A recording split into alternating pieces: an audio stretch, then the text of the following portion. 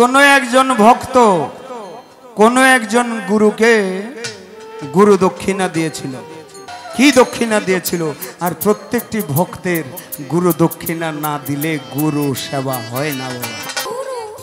শিষ্যের নামে দেশ লেখা দেয়, সেই দেশটা কোন জায়গায়?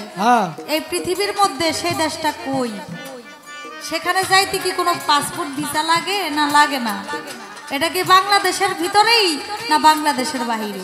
সেই ভারত থেকে আসলো ভারত, ওই ভারত থেকে আসলো ভারত, এই ভারতবর্ষই সেই ভারতের দান, রামের দান। হ্যালো, আরো বাড়ান। আমার যাহা জানার ইচ্ছা ছিল অত্যন্ত সুন্দর করে আমার দয়াল গুরু তা আমাদের মাঝে ব্যাখ্যা দিয়েছেন। আপনারা যারাই আছেন অনেক সুন্দর সুশৃঙ্খল ভাবে আপনারা গান শুনছেন। তো আমিও আমার পালার থেকে গান করে কিছু কথা রেখে আমি আমার পিছেতে চলে যাব। আপনারা সুন্দরভাবে আপনারা যারাই এলোমেলো অবস্থায় দাঁড়িয়ে আছেন বা হাঁটাহাঁটি করছেন, একটু পর্যাপ্ত পরিমাণ জায়গা আছে বসার, আপনারা বসে আমাদের গান শুনবেন।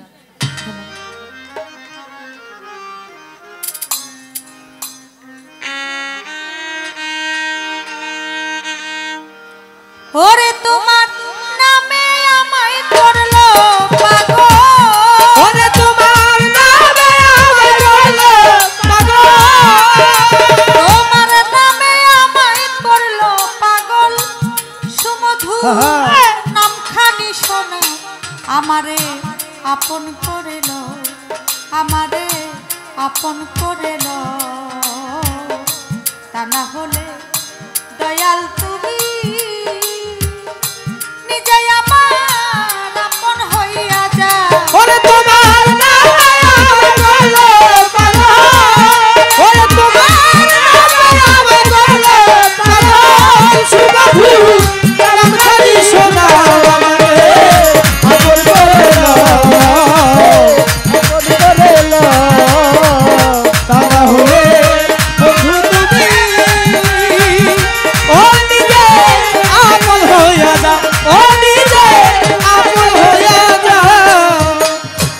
18,000 আলো ঘুমেতে রইয়াছে মগঙ্গ,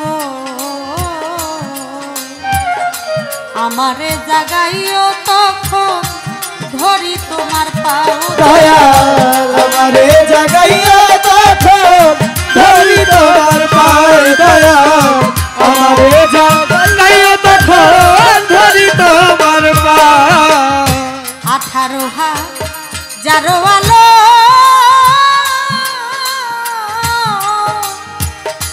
ঘুমেতে রইয়াছে মগঙ্গ, ভালো ভালো ভালো, হ্যাঁ আমারে জাগাইও তখন ধরি তোমার পাও।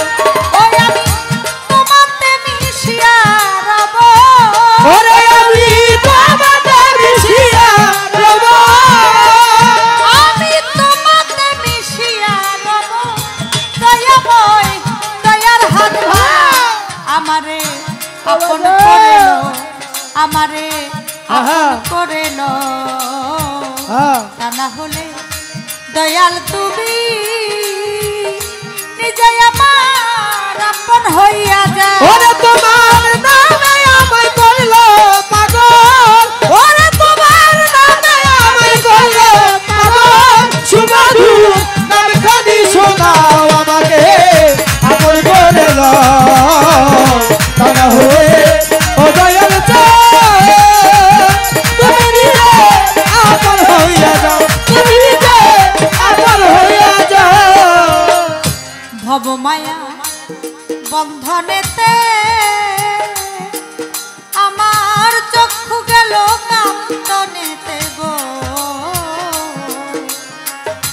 কিছু সময় তোমার সাথে থাকতে সুযোগ দাও দয়াল, কিছু সময় তোমার সাথে থাকতে সুযোগ দাও দয়াল, কিছু সময় তোমার সাথে থাকতে সুযোগ দাও।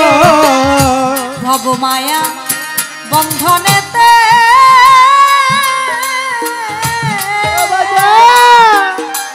আমার চক্ষু গেল কান্তনেতে গো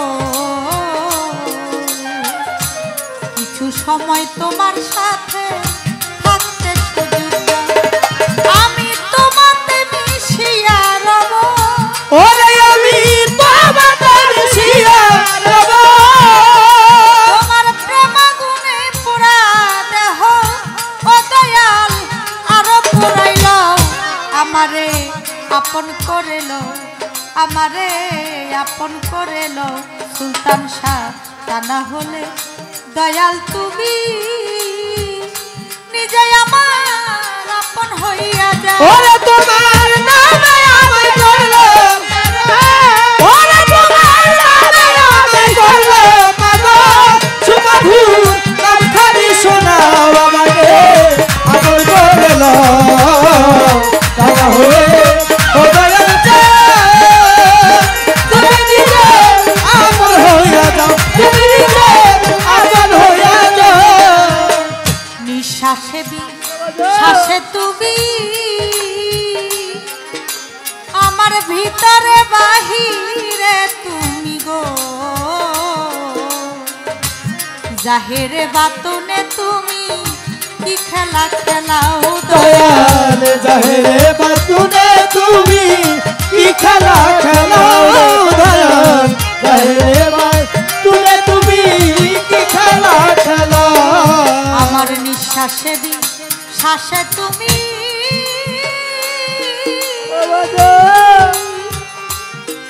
ওরে আমার অন্তরে বাহিরে তুমি গো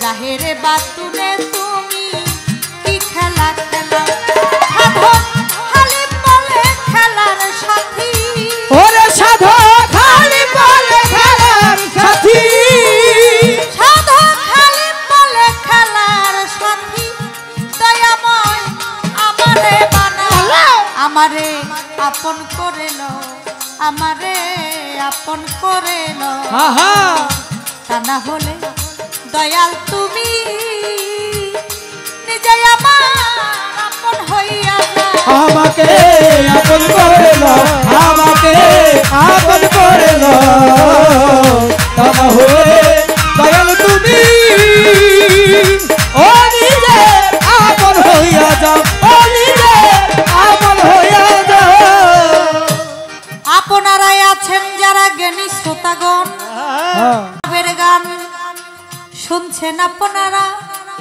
মনোযোগ দিয়ে মনেরই মতন এবার আমার দয়াল গুরুর কাছে আমার জানিবার ইচ্ছা হয় বুঝাইয়া দিবেন আমায় ভাবুকের গোসাই এই পৃথিবীতে এমন একজন শিষ্য ছিল এই জগতের ভিতরে গুরু তারে নিজের একটা দেশ লেখা দিল তারে এই পৃথিবীতে এমন একজন গুরু ছিল আর এমন একজন শিষ্য ছিল গুরু নিজের একটা দেশ সে শিষ্যের নামে লিখে দিয়েছে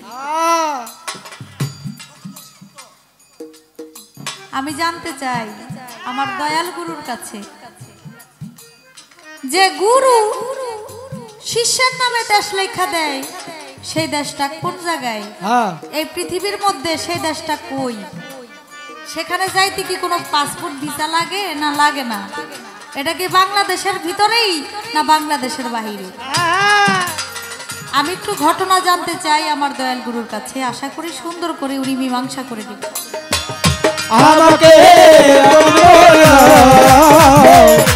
হলে তুমি ও নিজে আপন হইয়া যাও ও নিজে আপন হইয়া যাও ও তোমার নামে আমায় করলো পাগল ও তোমার নামে আমায় করলো পাগল ও তোমার নামে আমায় করলো পাগল সুমধুর নামখানি শোনাও আমারে আপন করে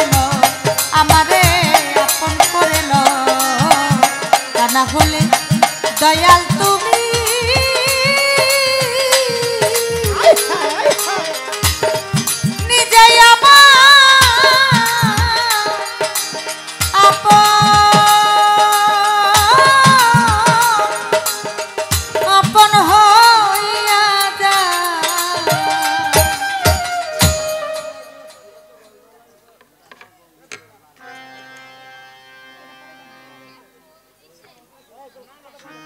আসলে ওরকম হয় না, তারপরেও মনে চায় গাওয়ার জন্য।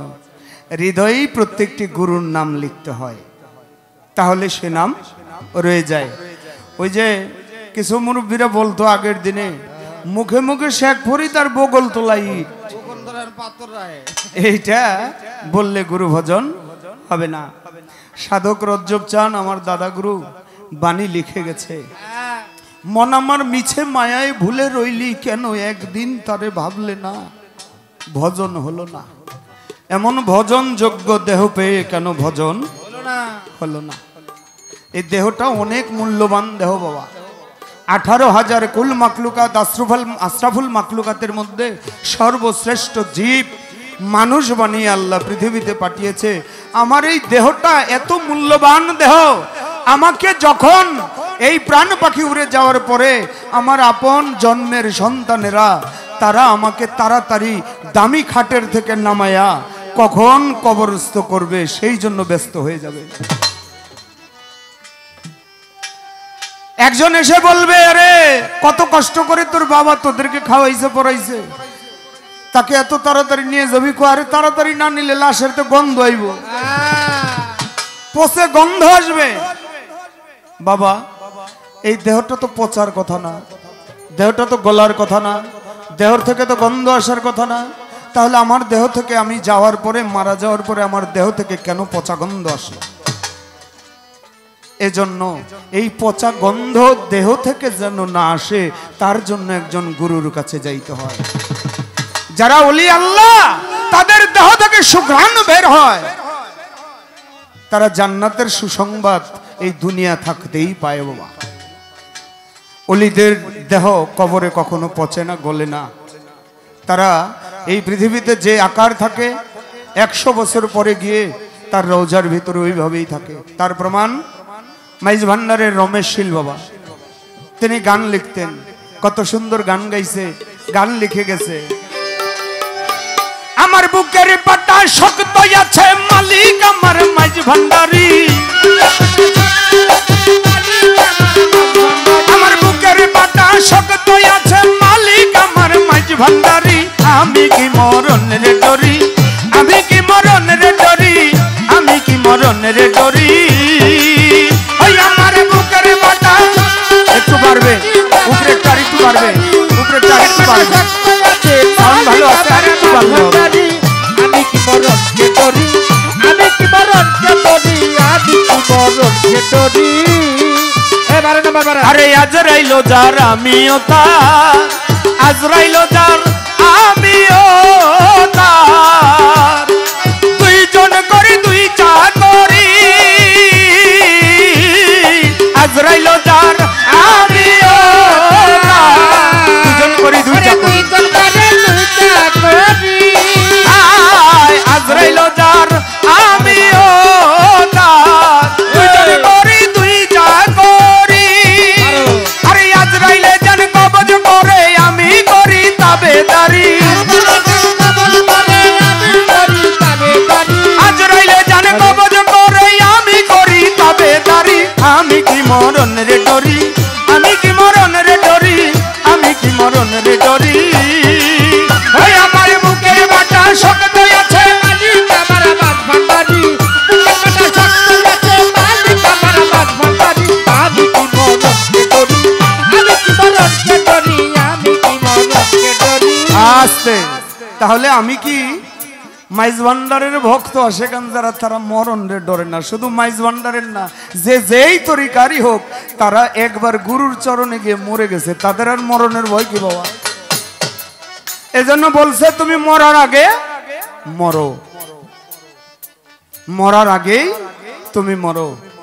রমেশশীল মারা গেছে, হিন্দু ধর্মের লোকেরা শ্মশানে নিয়ে যায় পোড়ানোর জন্য, মুসলমান ধর্মের মাইজ ভান্ডারের তরিকার ভাইয়েরা এসে কয়, এই খবরদার, সে ভান্ডারির হাতে কলেমা পইরা বায়াত হইয়া মুসলমান হইছে, তারে পুরাইতে দেব না। থানার থেকে দারোগা গিয়া মীমাংসা করছে, মুসলমান ধর্মের লোক জানাজা করে আগে মাটি দিবে, 1 ঘন্টা পরে সনাতন ধর্মের লোক কবর থেকে উঠাই নিয়ে শ্মশানে পোড়াবে। তরিকার ভাইরা মিলে জানাজা কইরা কবরের ভিতরে শোয়াইছে, 1 ঘন্টা পরে দারোগা বলে এবার কবর থেকে উঠাও। কবর খুইরা কবরের ভিতরে গিয়ে দেখে রমেশশীল কবরের ভিতরে নাই, কি আছে দেখে একটি গোলাপ ফুল পড়ে আছে। সুবহানাল্লাহ। তাহলে বাবা ওলি আউলিয়া যারা তারা মরে না, তার প্রমাণ আল্লাহ কোরআন শরীফের মধ্যে। চিন্তিত না, তারা অবশ্যই অবশ্যই কবরে জিন্দা থাকে।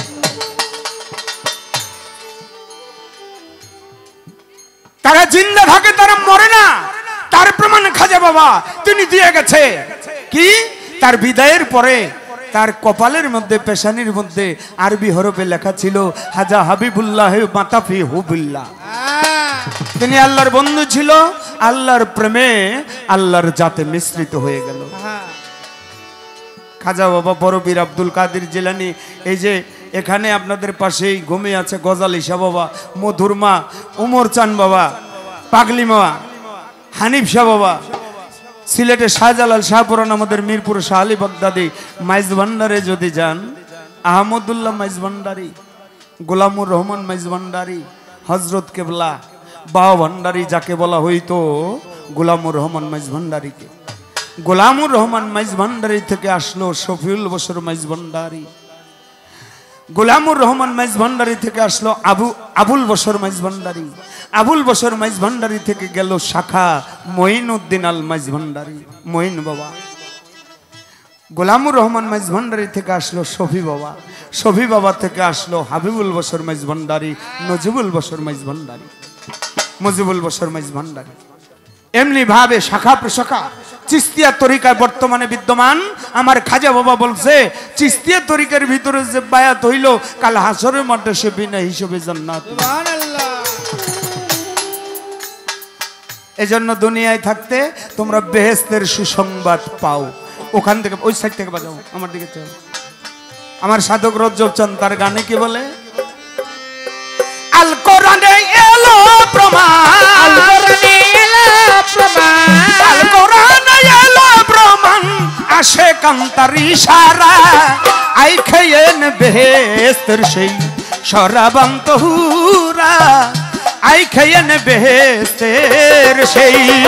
আল কোরআনে এলো প্রমাণ, আল কোরআনে এলো প্রমাণ, হ্যাঁ বাবা, আসে কান্তার ইশারা, আই খেয়েন বেহেশতের সেই শরাবান্ত হুরা, আই খেয়েন বেহেশতের সেই। বেহেশতে যা হয় ব্যবহার সমাজে তা হলো প্রচার, বেহেশতে যা হয় ব্যবহার সমাজে তা হলো ওই বেহেশতে যা বেহেশতে যা বেহেশতে যা বেহেশতে যা বেহেশতে যা হয় ব্যবহার সমাজে তা হলো প্রচার। আপনি খুলবে বেহেশতের দ্বার, খুলবে বেহেশতের দ্বার, খুলে যাবে বেহেশতের দ্বার, সত্য মুমিন হবে যারা, আই খেয়েন বেহেশতের সেই শরাবান্ত হুরা, আই খেয়েন বেহেশতের সেই। আল কোরআনে এলো প্রমাণ, আল কোরআনে এলো প্রমাণ, আসে কান্তার ইশারা, আই খেয়েন বেহেশতের সেই শরাবান্ত হুরা, আই খেয়েন বেহেশতের সেই। ওই নবী ওলিয়ার পীর সাধু পান করে তার এক এক বিন্দু, নবী ওলিয়ার পীর সাধু পান করে তার এক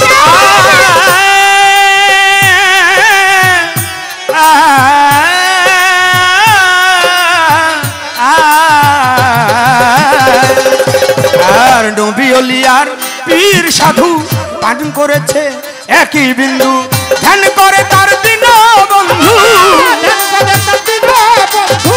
ধ্যান করে তার দিন বন্ধু, এক নিশায়ের জনম ভরা, আই খেয়েন বেহেশতের সেই শরাবান্ত হুরা, আই খেয়েন বেহেশতের সেই শরাবান্ত হুরা, আই খেয়েন বেহেশতের সেই। ওই দেখ মুমিনের খেদমতের তরে এশকের পিয়ালাই করে, মুমিনের খেদমতের তরে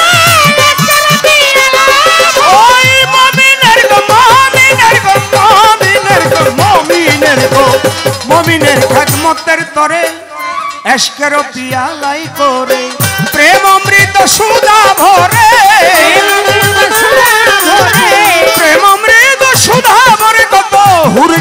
বেইমান আছে খাওয়া আই খেয়ে নে দে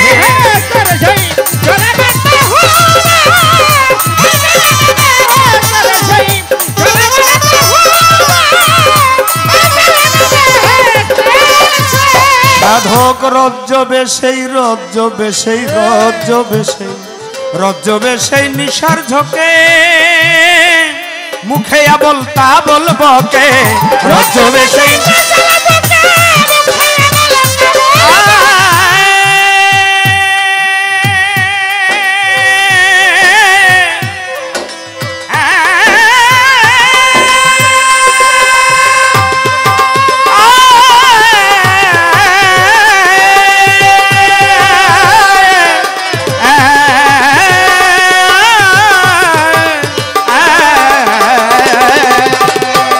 সাধক রজ্জবে সেই নিশার ঝোঁকে মুখে আবল তা বলবো কে জ্ঞান করে তা জ্ঞানী লোকে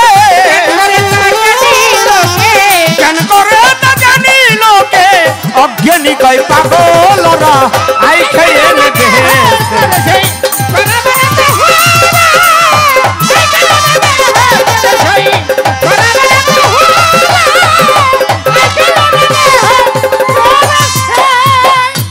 প্রশ্ন করে আমার কাছে কথা মন্দ না আমি ধীরে ধীরে তাহার কথার করব বর্ণনা আর প্রশ্ন করে সুন্দরভাবে এক শিষ্য কোন কাম করিল গুরু ভজন এমন ভাবে সে আদায় করিল ভজনায় খুশি হয়ে দিল একটা দেশ লিখিয়া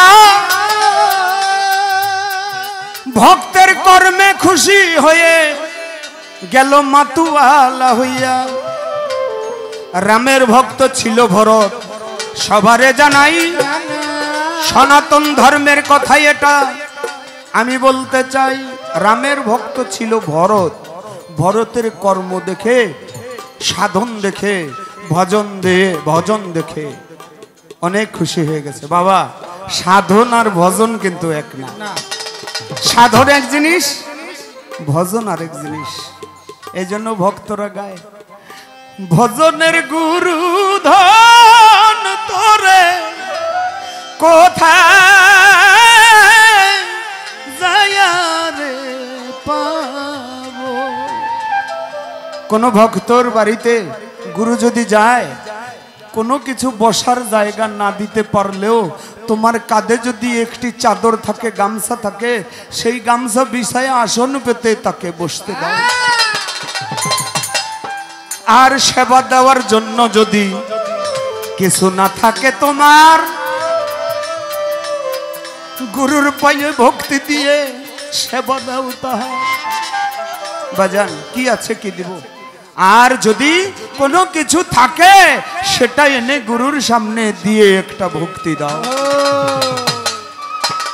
ভক্তিতেই মুক্তি পেয়ে যাবে সেই ভরত থেকে আসলো ভারত ওই ভরত থেকে আসলো ভারত এই ভারতবর্ষই সেই ভরতের দান রামের দান কিন্তু এর ভিতরে আরো একটি উত্তর গেছে রইয়া যা ভারতের মধ্যে বিদ্যমান এখনো গেছে রইয়া আপনারা ভারতে গেলে ওই জায়গাটা আপনারা দেখতে পারবেন এটা এক ভক্ত না সব ভক্তের জন্য দিয়ে গেছে কি সাধক রজ্জব চাঁদের গান আছে গিরিধারী নাগর নবীন কিশোর সুন্দর শ্যামল শ্যাম সুন্দর শ্যামল শ্যাম গিরিধারী নাগর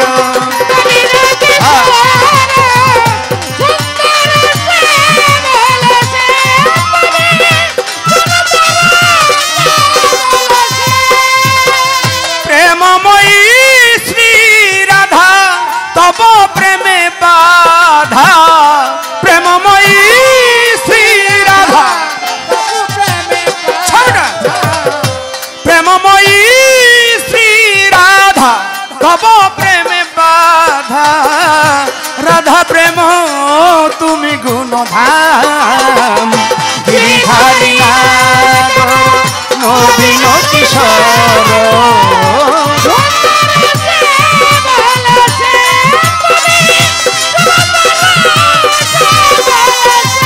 আসতে বাবা গানটা আপনাদের অনেকেরই জানা। এই শ্যামকে, এই শ্যাম হলো কানাই, কানাইকে কানাই হইল কালা, কালাকে কালা হইল শ্রীকৃষ্ণ মহাপ্রভু।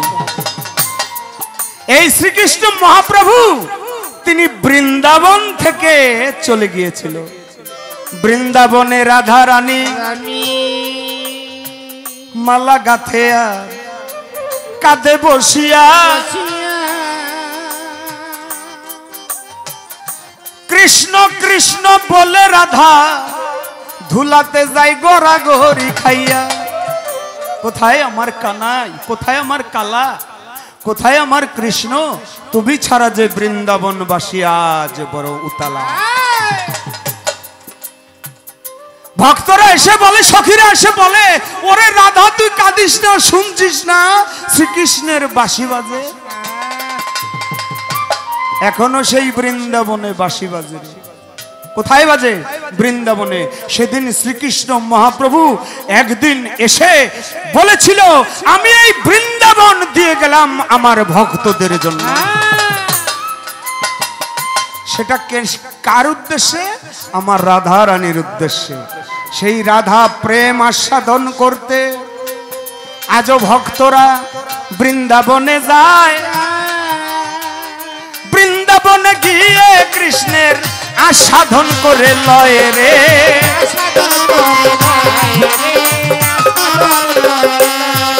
এই বৃন্দাবনে দিয়ে গেছিল শ্রী রাধিকাকে। রাধা হইল কৃষ্ণের ভক্ত, আরেক দিকে হইল রাধা প্রেমের গুরু।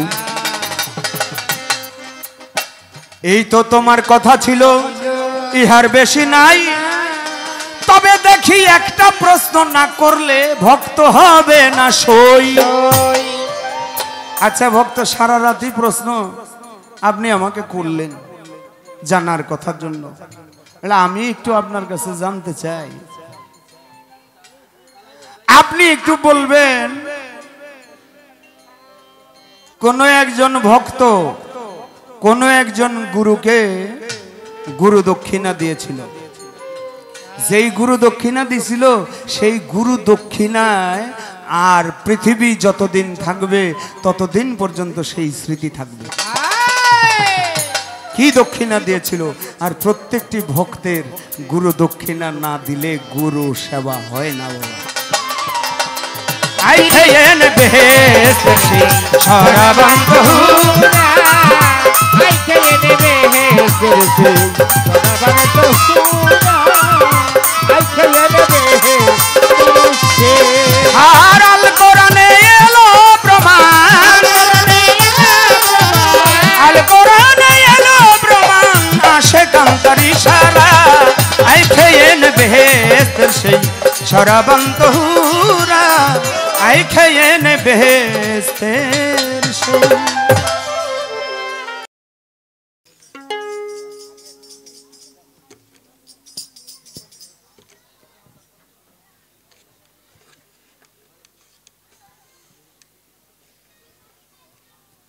রাত্র প্রায় শেষের দিকে আমার কাছে আমার দয়াল গুরু একটি প্রশ্ন রেখেছেন যে পৃথিবীতে এমন একজন ভক্ত ছিল, সে গুরু দক্ষিণা দিয়েছিল তার গুরুকে। এটা আজও পর্যন্ত যারা আধ্যাত্মিক জগতের মানুষ, আধ্যাত্মিক জগতে যারা গুরু ধরেছেন, মুরিদ হয়েছেন, তারা এই বিষয়টা খুব ভালো জানে। হ্যালো হ্যালো, তিনি কে? তিনি হলেন ধরা দেবী। এটা হলো হিন্দু শাস্ত্রের কথা, সনাতন ধর্মের কথা। ধরা দেবীর বাড়িতে তার গুরু এসেছিল, তার ঘরের মধ্যে কোনো কিছুই ছিল না। গুরুকে যে সেবা দিবে সেই সেবার দেওয়ার মতো কোনো কিছুই তার ঘরে ছিল না। এক দোকানদারের কাছে তিনি গিয়েছিল, বলেছিল ভাই আমাকে কিছু বাকি যদি কিছু, হ্যাঁ আমি ছোট্ট করে এটা শেষ করে আমি গানে চলে যাব। হ্যাঁ, আর কোনো প্রশ্ন নাই, এখন যতটুকু সময় আছে শুধু আমরা গান গাইব। তো বলেছিল যে আমাকে কিছু বাকি দাও। দোকানদার বলেছিল আমি তোমাকে বাকি দিতে পারবো না, কারণ আমি জানি তুমি গরিব, তুমি আমার ঋণ, আমার টাকা কখনো পরিশোধ করতে পারবা না। তুমি যদি কিছু বন্ধক রাখো আমার কাছে, তাহলে আমি সেই ক্ষেত্রে তোমাকে আমি কিছু ধার দিতে পারি। বলেছিল আমার কাছে তো কোনো কিছু বন্ধক দেওয়ার মতো কিছু নাই, আমি গরিব মানুষ, আমার স্বামী দিন মজুর, দিন আনে দিন খায়। তখন ধরা দেবী তার একটা স্তন দিয়ে বন্ধক রেখেছিল, আর সেখান থেকে বাকি নিয়ে কিছু খাবার দাবার তার গুরুর কাছে যখন তিনি দিয়েছিল, সেখানে এক ফোঁটা রক্ত তার ওই প্লেটের মধ্যে, বাসনের মধ্যে যখন পড়ে, তখন তার গুরু বলেছিল রক্ত আসে কোথা থেকে, অপবিত্র হয়ে গেল আমার খাবারের জায়গা।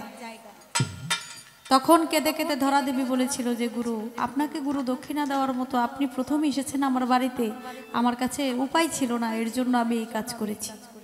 তখন তার গুরু আবার তাকে দোয়া করলেন, দয়া করলেন, আবার সব ঠিক হয়ে গেল। এই ছিল কথা।